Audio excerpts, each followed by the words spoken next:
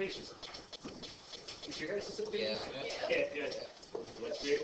So, a student jumped from a high tower and was in free fall before she opened her parachute. Her height, h meters above the ground, t seconds after jumping, is modeled by these two equations. H equals negative 4.9 t squared plus t plus 350. And after she opens her parachute, it's a she, right? Yeah. H is equal to negative 4t plus 141. And that makes sense, right? So your height is a parabola based on how fast you're falling. But it's going to change once you open up your parachute. Your height's not going to fall as fast, I hope, or else the parachute fails. So that's the idea of a parachute, and that's the idea of this question, is there's two different rates that you're going to be falling. The question is, how many seconds after the stud person jumped did she open her parachute? Yeah, it's where it intersects. So if you were to graph these things and imagine them, you're going to have jumped off a high tower, like that. And then you're going to have the next one, which is a linear equation, and it's going to look something like this. The point where she intersects, right here, is when they open their parachute. It's the only time they could open their parachute because it's the only time these two graphs would share with each other. Basically, at the end of the day, every question we do, find one equation, graph it. Find the other equation, graph it. The intersection will almost always be the answer. Yeah, so if you're ever really screwed, think about that. That's what's going to work. Time.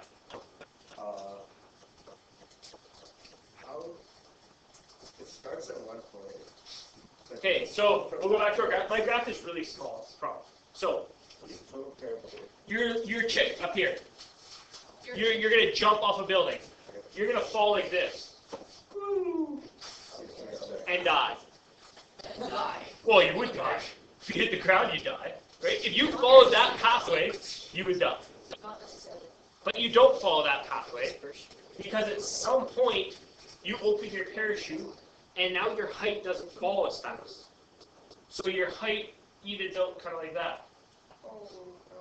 And now if you were to make that a straight line all the way through and finish that parabola, that would be your two equations. I got it. But if you were to just picture it, that's what it is. You jump, and at some point you open up your parachute and you kind of slant out. You're not going to fall as fast anymore. Your height's going to take longer to fall.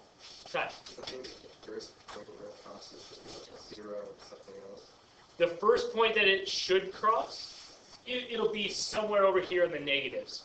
Yeah. So then you start falling on the straight line? Right, so the straight line is your parachute falling. Notice how your y right here, your y-axis, that's your height. Notice how it takes a lot longer for me to fall now? Like you would want it to. Liam. So would you have a secret answer or just the reasonable? Just the one that makes sense. The other one would be called a... extraneous root. Boom! Nailed it. Extraneous root. So your answer over here wouldn't make sense. You didn't pull your parachute in negative time before you jumped off the building. It doesn't make sense. You're walking up the stairs to the top of the building and pull your parachute. It doesn't make sense. You could. It's just you're going to have a bad time over here. You're going to have a bad day. Okay, try it. Graph it in your calculator. Graph both equations. See if you can find the point of intersection and tell me what that point of intersection is.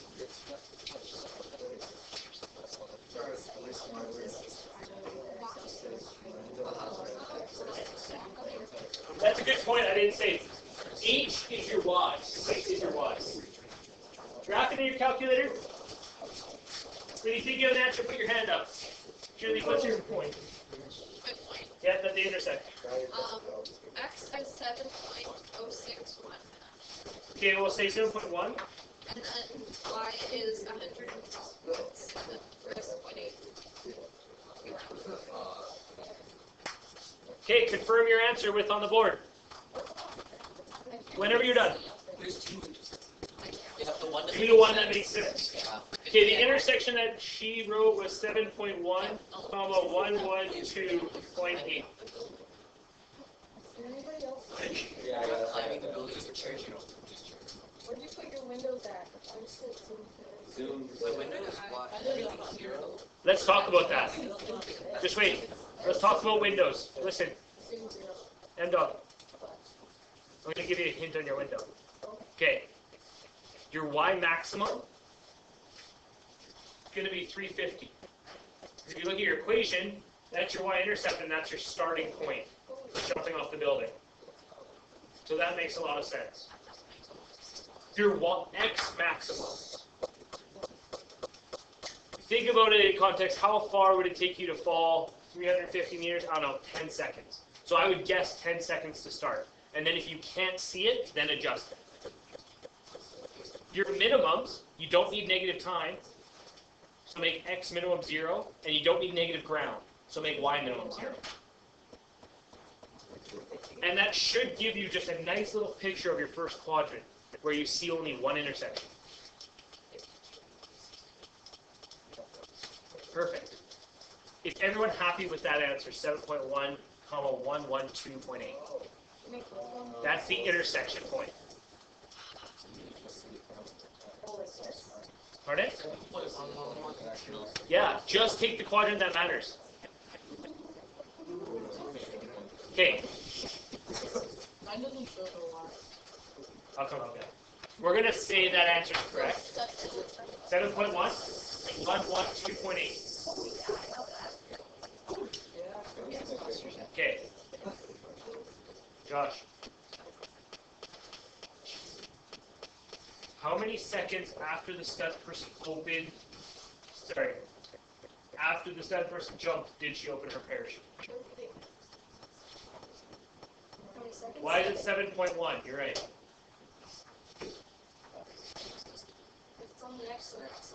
Your x is time. It's important to know what's what. Your x is your time. So the time it took for them to open up their parachute, 7.1 seconds. Do you have a question or just doing your thing? Okay. How high was she when she opened her parachute? 112 meters.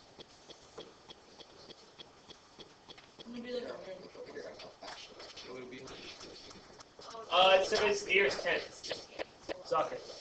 So basically, why we learn the other stuff is like, if you just substitute or eliminate those two equations, you get 2 answers. Exactly. So you could do this question by hand. You could. Why would you? Easier to draft it, right? I'm with you. Provide a sketch. That's going to be my crappy little sketch.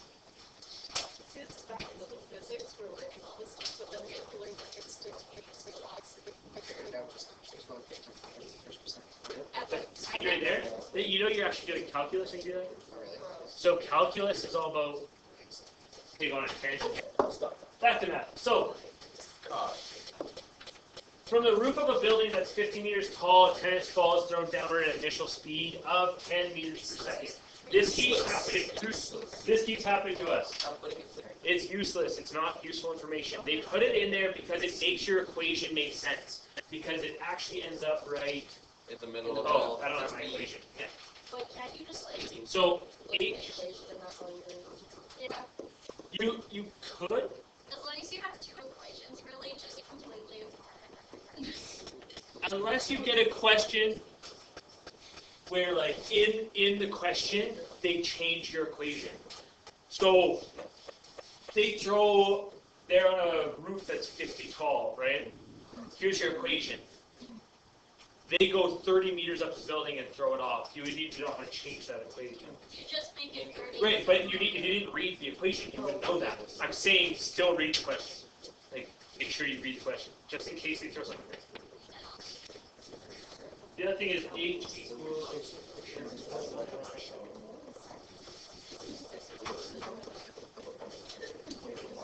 Okay. Just wait. We're going to go through it together. At the same time, someone's on the ground and throws a basketball up at 15 meters per second. And there's the equation for the basketball. Determine the time in which the tennis ball and the basketball reach the same height. Again, your window. You don't need negative ground and you don't need negative time. So you know your mins are already going to be at 0 and 0.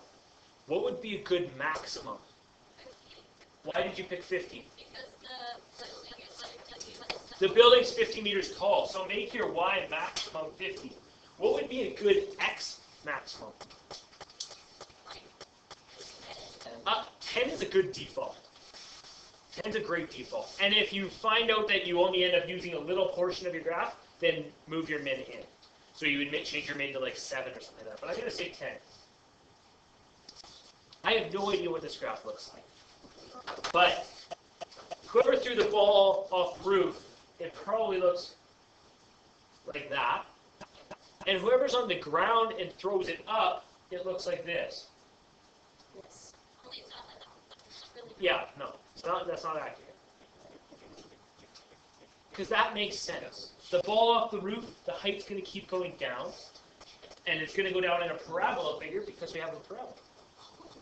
The guy who's on the ground throwing starts at 0, 0, because he's on the ground, and he throws the ball up, but the ball won't go up forever, it'll come back down, making a parabola. If you want to find when they were at the same height, which is what the question says, you want to find the intersection. Just set. People have questions. Dawson.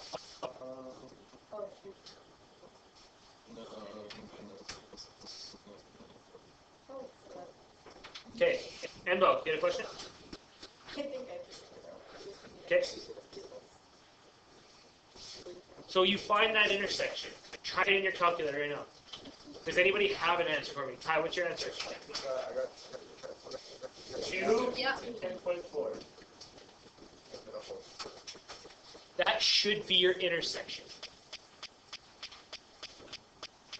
Determine the time at which the tennis ball and basketball are the same height. Right. 2 seconds. These include how long? Like not 2 minutes, not 2 hours, 2 seconds. It doesn't matter. That. Why? Oh, coincidence. It's we have used it for multiple things. Actually, this equation is the same one from a different question 2 years ago.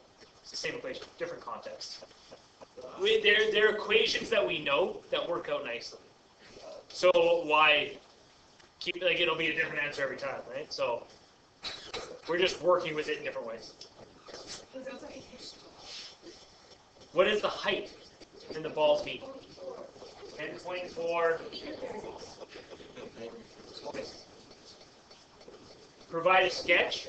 Here's our sketch.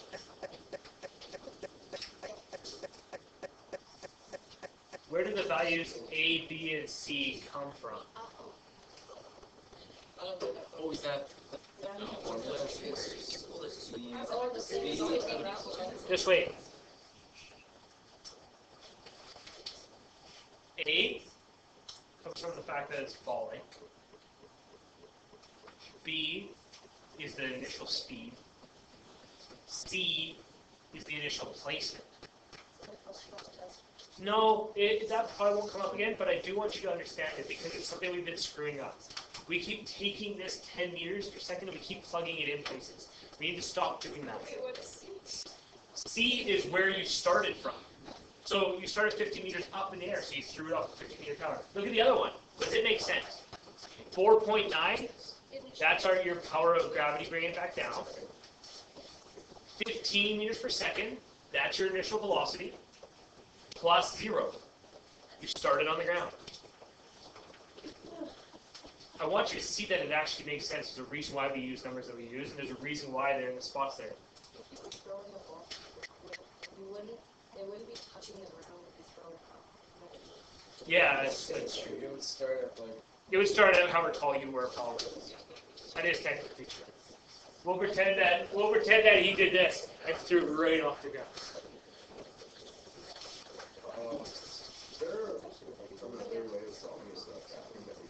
Yeah. So,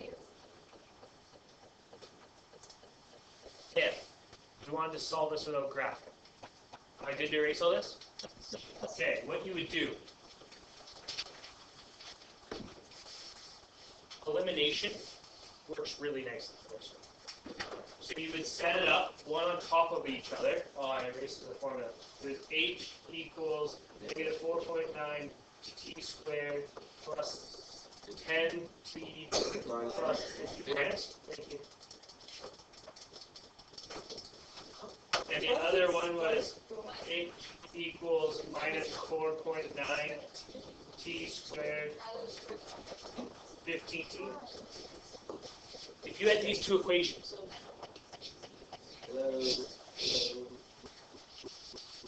if you had these two equations and you did elimination, you could eliminate the h's really easy, right? You could go this one minus this one, Oh, that's and you would be left with just t's, and then you'd factor. You could also do substitution really easy. If h is equal to all this, and h is also equal to all this, then these two things must be equal to each other. So you can set them up equal to each other, and then isolate for your variable. That would also work. Again, you're going to have to factor. You can't factor that because they're ugly numbers, so you'll have to use quad formula. These questions, a lot of them, are set up to graph. They're not set up to do a substitution or elimination. These word problems, graph them, because you're going to get decimals. Which means if you do it the other way, you're going to get really ugly numbers. It'll be really hard. Okay. Two numbers are related in this way. These ones seem to be the hard ones for us now. So,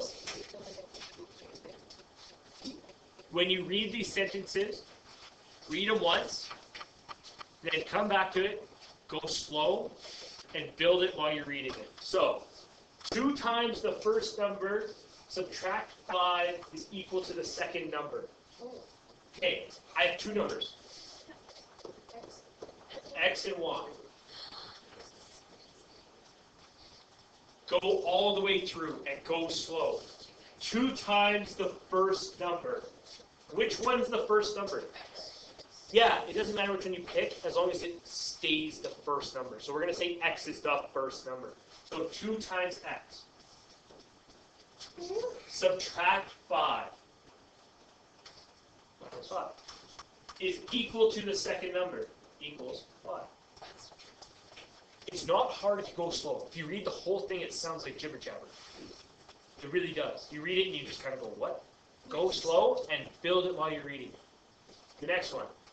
The sum of the second number and the square of the first number is 115. So let's go slow. Ready? The sum. That means addition. Of the second number. So the second number was y. And the square of the first number. The first number squared.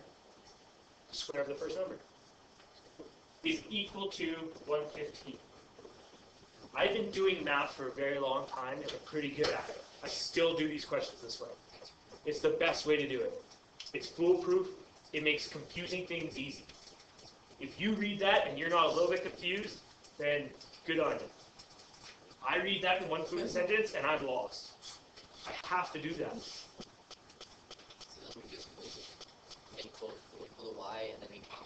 Yeah, so it says create a system of equations. This is a system of equations. That's what a system of equations is. It's 2 equations. It's multiple equations using the same numbers, same variables. Solve the system of equations. You have 2 choices, 3 choices. You can substitution, you can elimination, or you can graph it. Whatever you want. To me, I graph it. But remember, to graph it, you have to have everything in y equals. The first one is in y equals. The second one is not. So that second one, you need to subtract x squared from both sides.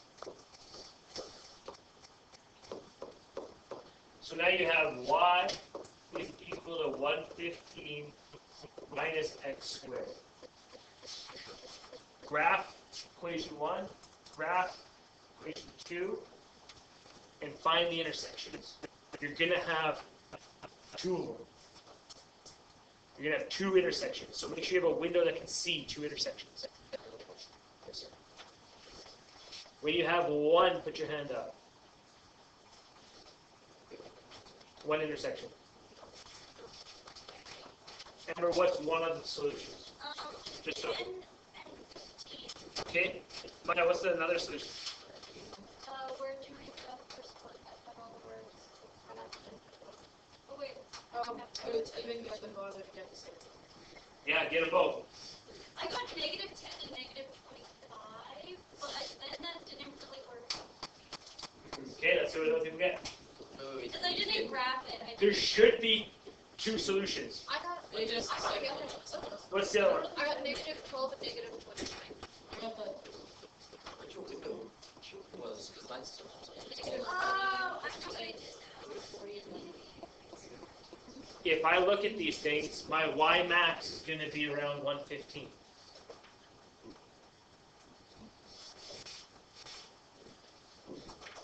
My y minimum, negative 10. Maybe. I don't know. Kind of guessing. And then adjust from there. Ty, these are your two answers. What's your first answer? Do any of them match up? I just took the first. I need a show of hands if your numbers are matching up, because I'm just going off the faith that you guys are getting these. Yeah, I got negative 12 and negative 25. Fairly question, or you got it? Okay.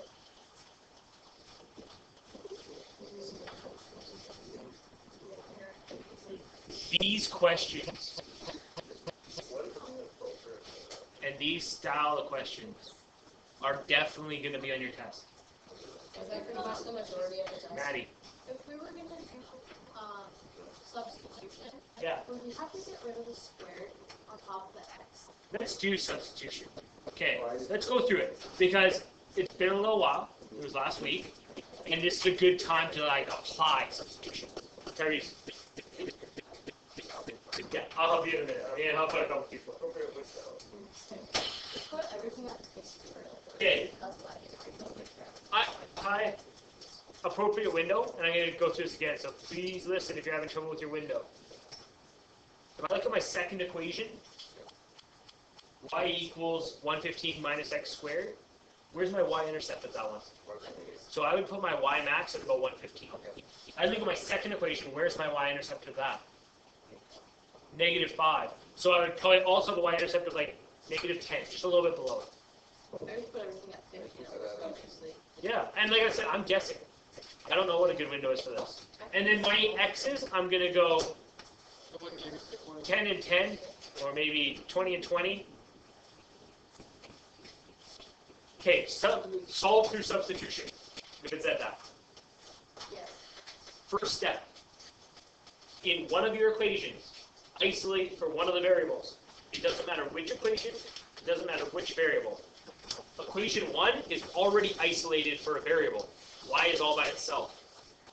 So step 1 is done for me. Step 2. Take what you've isolated and sub it into the other equation. So I say right here, y is equal to that number, or that little equation. And it's blue. I can take that equation, and I can sub it in for where I see y in the other equation. So now I get, I get 2x minus 5 plus x squared equals 115. So what's in blue is what I subbed in. What's black is what was from the original equation. And now, you have a quadratic equation. It's not in a nice form for us right now. But we can definitely move it into a nice form. Then we can factor it. So that's what we're going to do. Josh. Yeah. So, remember, when we're solving these, which is what we did for like a month, is we move everything to one side so that it's equal to 0. That's always our goal. So I'm going to subtract 115 from both sides.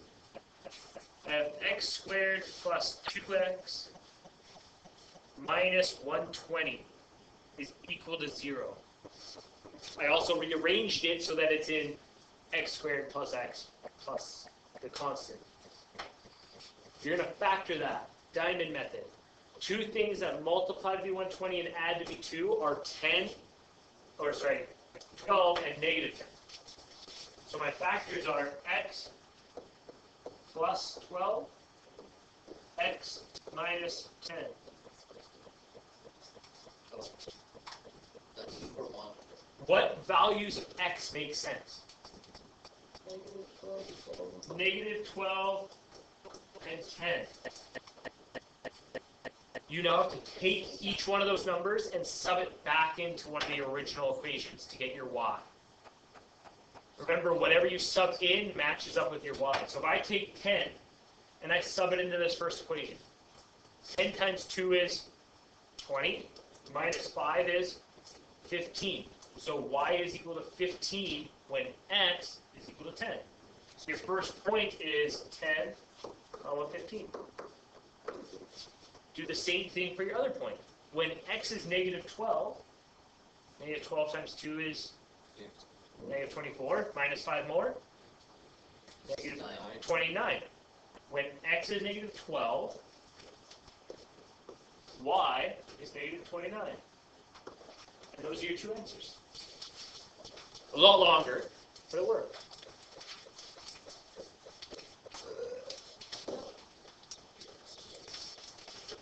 Okay, two numbers are related.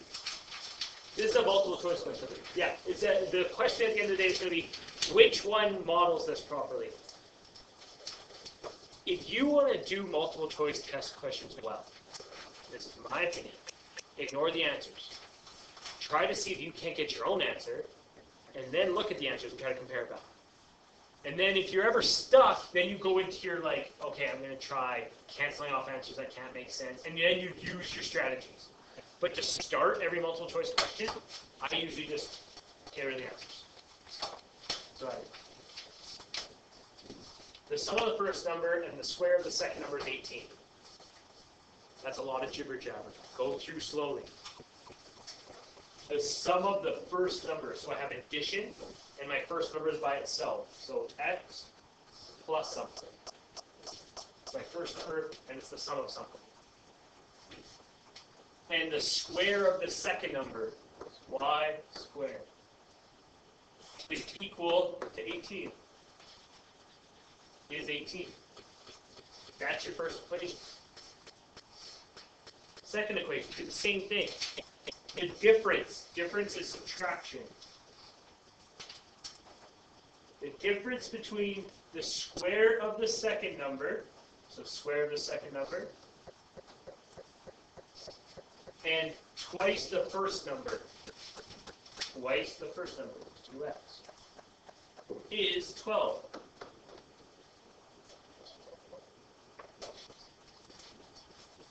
Which one matches up? The middle one.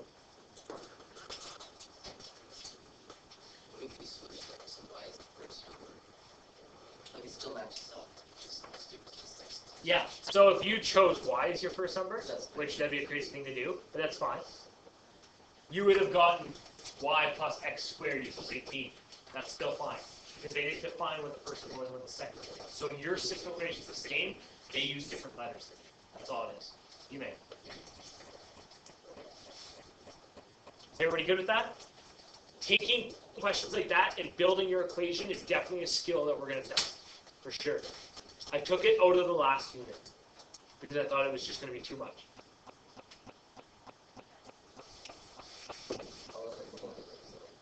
Yeah, it was like 2 numbers as a maximum. Yeah, I took those out. Let's do it again. Try it on your own. See if you can build the equation on your own. I'll write it up on the board. Okay, just wait. I'll get it and let everyone try to. Okay, time. Ask the question again. You know how it says x squared on the first number? Yep. Like the square of the first number is x squared. The first number is like the next line. So like those are completely different equations. Right. So the first number is the same thing in both equations. The x is the same thing. Well, that's literally the x squared. No. They're saying, here's two numbers. Mystery number 1, mystery number 2. If you take the first mystery number and square it, and then you subtract the second mystery number, you'll get 5. Now, same mystery numbers. If you take that same mystery number, it's also equal to the second mystery number minus 7. It builds two equations that are both very different, but there's only going to be one, possibly two, mystery numbers that would fit. Right? So how would you figure out which mystery numbers are x and y? Solve it. You could graph them, find the intersection. That'll tell you mystery numbers that work. Or you could do substitution or elimination. I'm going to do this one really quick. Try it on your own. Try it on your own. See if you can get that part. If you want to know which number is the first number and which number is the second number, depends on how you dictated it when you built your equation. When we built our equation, what did we call the first number? X. So then that's your first number, like whatever x is. And if you said that y was the second number, which we did say, then whatever you get for y is your second mystery number. The other question I think that's out there is, does it matter which point comes first or second? How do you know which one goes first, which one goes second? It doesn't matter. Your solutions don't matter what order you say them in. Nope. Nope. So if you did this backwards, and if you called your first number y and your second number x, your things are just going to be flipped. And that's fine. You're still getting the same numbers. You're still good. My recommendation, the thing is it's going to be multiple choice.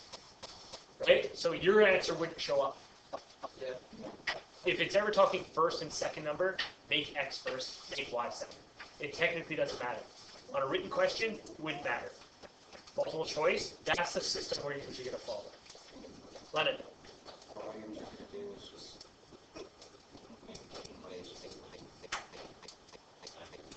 Yeah, pretty much.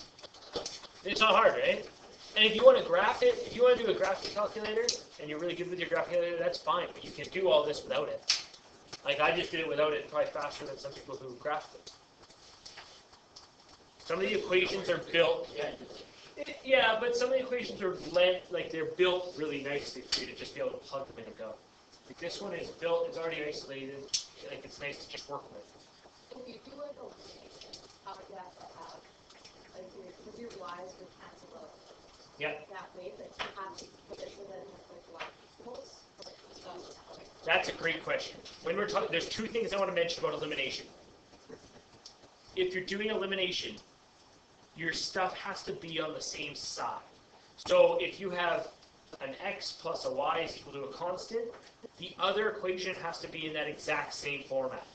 X, y, constant. And if that means you put them all to one side, that's fine. If it means you have y equals, that's fine. As long as it's constant for both. Like right now, I can't eliminate these. Because I have x and y on this side, but I have just x on this side. I could eliminate them if I moved my y over, and then do elimination. The second thing with elimination, and I noticed this with a few people during PLT, if you're doing elimination, your goal, right now, I'm looking at this, like I want to eliminate the x's because I'm a clever person. The only way to eliminate something is to eliminate all of it. So you don't want to eliminate just the x squares. You would have to eliminate the x squares and the x's. The whole variable has to go away, not just part of it. And you Right, so if you look at this, if you eliminate the x squares, it's not possible. Elimination is not possible to get rid of the x's. X squared minus x is just x squared minus x. They're not like terms. Something squared and that same something aren't like terms. No, you can't add them either. X squared x squared plus x, you can't combine those. Right. They can't be combined. They're not like terms. The only thing you could eliminate is your y values. And people were trying to do that during PLT. People were just eliminating the x squares and not the x's. You can't do that. It won't work. Yeah. Okay. Last question. This one is tricky, but we've done it before. We've done this very close to this question before. Again, problem solving. Go slow.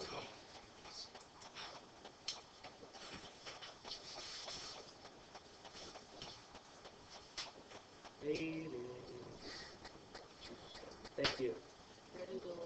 Thank you. The number of students attending a leadership conference depends on the price charged. Obviously. It's just natural. It's determined that 20 students will attend the conference if each of them is charged $75. From each $10 increase in price, one fewer student will attend. So every time the price goes up $10, one other person says, no, I'm not going. The cost of running the conference is a rental fee of $1,000 plus $75 for each student, which is also very true. When people set up conferences and events, it costs more if more people show up. Right? If you're going to run a movie night and you want to give everyone who attends a pop, if 5 people attend, it costs me 5 pops. 10 people attend, it costs me 10 pops. It makes sense. The price will go up depending on how many people show up. Create equations for each scenario. Got it. Not yet. All it's saying is create the equations for each scenario. Scenario 1 is how many people are showing up. Scenario 2 is what's the cost. We don't know how many people are going to show up. Y number of people are going to show up. That's going to be your total number. We don't know how many. It's going to be Y. It's equal to. Why isn't it X? I just think because you usually want to build Y equals. That's usually why, in all honesty. Because then I know later on that it'll go into my calculator really nicely because it's already in Y equals. How many people are going to attend?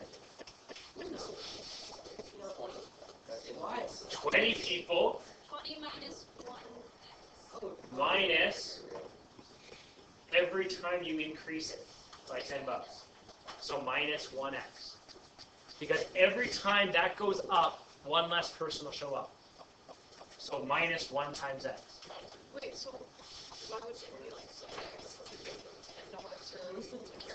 That's the other scenario. Yeah. Oh, Yeah. right. What is 75? That's going to be when we're trying to break even. Yeah. This question should have a part that says, when does it break even? We'll do that at the end, because that doesn't. What is the intersection point? It's Pardon? is the intersection point when we break out, like C. Yeah, well, C, go down. mm, Isn't that what the most, what's the intersection? Or is that not quite. Not quite. You'll see. Liam, we'll get it. We'll get the $75 in there in a second. The second thing we want to find out, there's going to be 3 equations that are built here. That's what's going to be serious. The second thing we're going to figure out is how much it's going to cost to run the event. How much does it cost to run the event? $1,000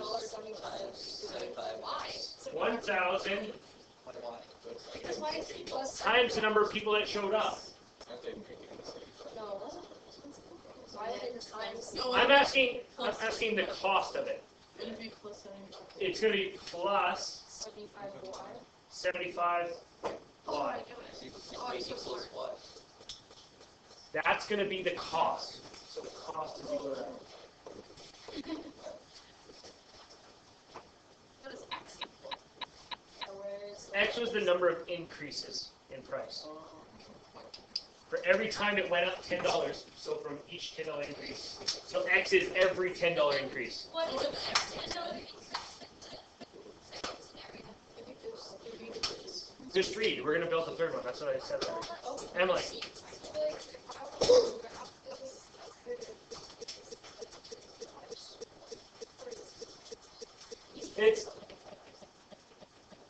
I used poor letters. That's the thing. Very poor letters for this equation. Yeah, because what I did was I figured out two equations for number of people showing up and the cost. And the question should say, what's going to be the cost of this? Like, determine the equation for the cost of this. Is what it should say. And then later on, we're going to have to build equations to break even. And that's where your $75 comes in. So, like, this is an isolated question. It's just one answer to one question.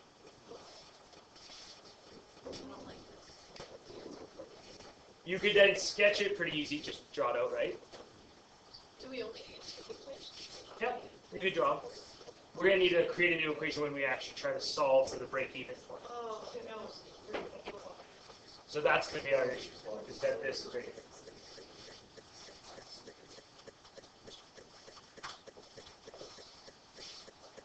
So question C should say, when will they break even? So scratch it out and just say, when will they break even? Question C.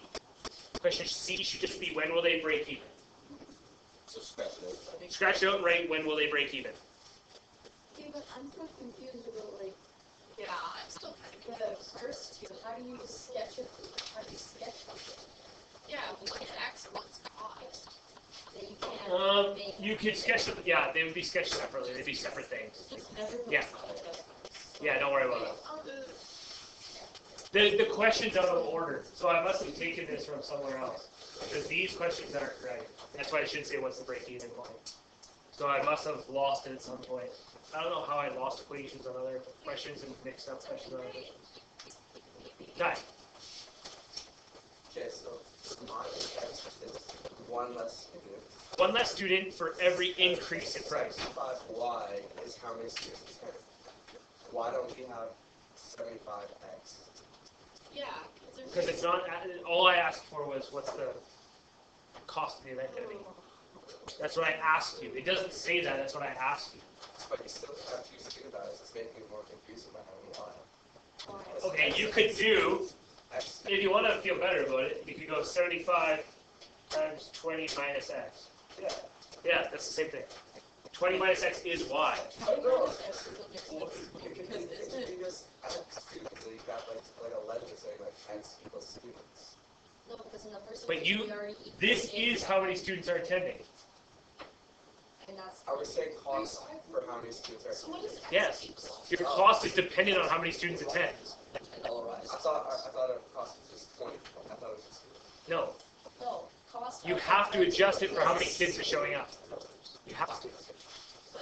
Okay, ready? We're going to do the break-even point.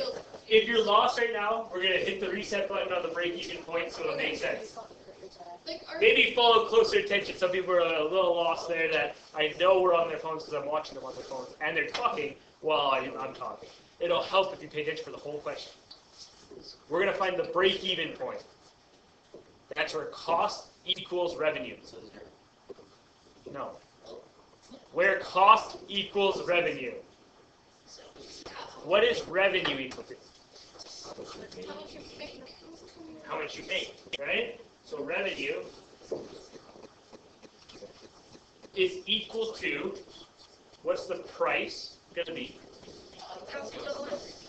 75. Oh, the price. The price going to be for a kid attending. $75. No, oh, but then you do that and you minus off however much money until it equals. Yes. What? Your cost. So we're doing our revenue right now. It's the exact same question for the test. Your, Obviously, that's why. stop talking and it'll help. Your revenue is equal to your price times the number of people attending. The price for someone attending is $75, right? That's what you're charging people.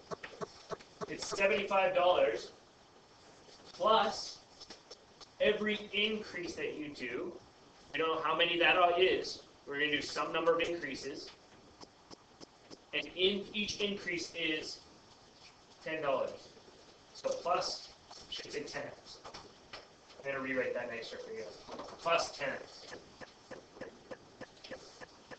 That's the price, where X is every increase that you go up in price. Okay, that's how much it costs to attend. How many students are going to show up? 20 minus every increase you do. I'll finish tomorrow. Just a reminder to grade 12, please remove all